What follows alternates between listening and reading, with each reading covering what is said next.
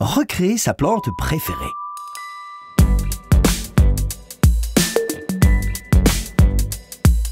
Le bouturage, c'est une technique simple pour agrandir sa collection de plantes à moindre frais. C'est aussi l'occasion de partager et d'échanger les plantes qu'on aime. Et ça ne marche qu'avec les plantes, parce que je ne serais pas contre quelques copains. Il y a de nombreuses méthodes. Avec la tige en terre, à partir de racines ou dans l'eau, voici comment procéder pour une bouture de tige en terre. Vous avez besoin d'une plante en bonne santé, votre ficus préféré par exemple, d'un sécateur bien propre, d'un petit pot en terre cuite percé dans le fond ou d'un godet, de terreau pour semi-bouturage et d'eau. Le bouturage consiste à sectionner une tige saine de votre plante sur 10 à 15 cm de façon à englober au moins 2 nœuds et de transformer ensuite cette section, dite bouture, en une plante à part entière. Sectionnez la tête de tige. Coupez toutes les feuilles à moitié pour éviter l'évapotranspiration qui peut freiner le développement des racines. Étayez en biseau l'extrémité basse de la tige principale. Remplissez le pot de terreau.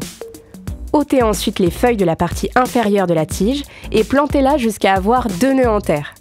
Tassez doucement le terreau pour que la bouture tienne debout, puis arrosez. En complément, vous pouvez aussi utiliser un stimulateur de développement racinaire, une poudre soluble qui va favoriser le développement des jeunes racines. Et maintenant, comment ça marche? Pour réussir, il faut 3 éléments: de la chaleur, de l'humidité et de la lumière. Pour cela, posez le pot près d'une fenêtre et vérifiez que le terreau soit toujours humide, sans excès. Vous pouvez même couvrir la tige avec un bocal de verre. C'est ce que l'on appelle le bouturage à l'étouffée.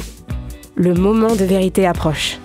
Quelques semaines plus tard, pour savoir si la bouture a réussi, tirez délicatement sur la tige. Et si elle résiste, c'est que c'est gagné. Résiste, prouve que tu existes. Bravo! Votre nouveau ficus est né et possède toutes les qualités de sa plante mère. C'est le bon moment ensuite pour le rempoter dans un pot plus grand et le placer dans votre collection. Il y en a qui collectionnent les timbres, les livres ou encore les coquillages. Moi, j'ai un faible pour les plantes vertes. Monstera, Pilea, Pothos, Bégonia, Calathea, Oxalis. Oh, je commence à devenir un collectionneur hors pair avec ma petite jungle. Retrouvez tous nos conseils sur algoflash.fr.